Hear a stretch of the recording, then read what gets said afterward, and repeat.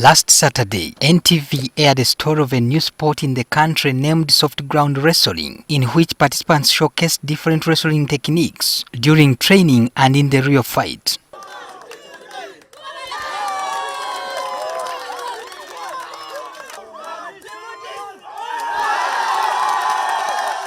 It was evident that the sport is extremely physically demanding, requiring a high level of fitness and endurance. According to orthopedic physicians Dr. Alex Kakoza and Dr. Kenneth Nyombi from Lago National Referral Hospital, the sport is generally risky, and in Uganda, its conduct is extremely dangerous. You can get an injury from the head to the last toe when you're playing that sport. One can get what we call a concussion. A concussion is a temporary injury to the brain. It can manifest by one getting what we call some confusion, or one can even get some loss of consciousness, but it takes place in a very short period of time. That's why you see wrestlers, once they hit them somewhere, someone can be like in a state of confusion. It happens when that head has been shaken, or something has hit that head. The orthopedists are more concerned about the impact the techniques exhibited can have on the spinal cord. The vertebral column, what you call the backbone, if it gets injured, what happens is that it can fracture and dislocate and become like this.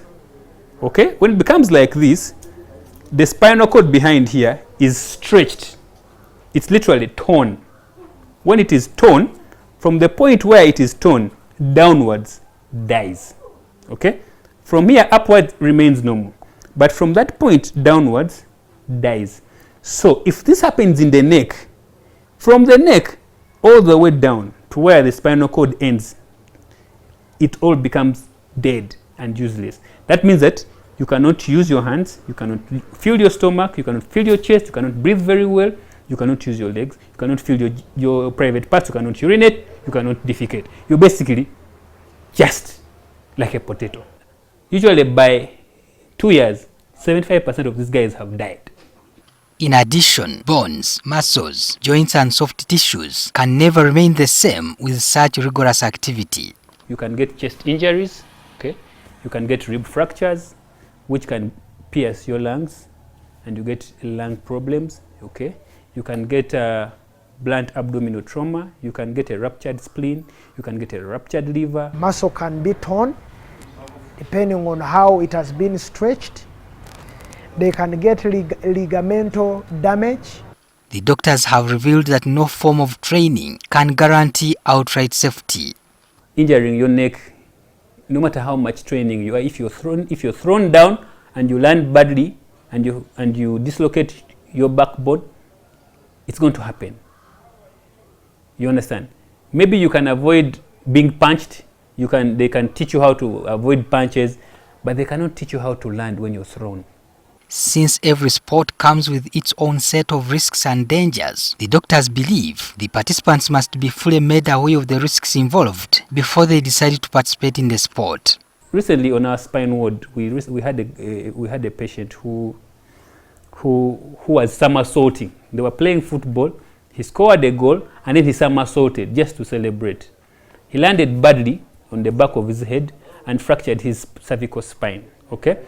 They brought him to us when he's quadriplegic. Why? He was just playing football and then he somersaulted. What about such a game? The doctors are proposing the wearing of protective gear and the establishment of a better landing ground, as well as cutting out some wrestling moves. For example, like throwing people, lifting people from, from heights and throwing them, like when you go climb onto the poles of the ring, get someone and then throw him down. Maybe the floor should be made out of air, so that people do not get that trauma. They need to have facilities where they can easily rush these people when they get injuries. Patrick Senyondo, NTV.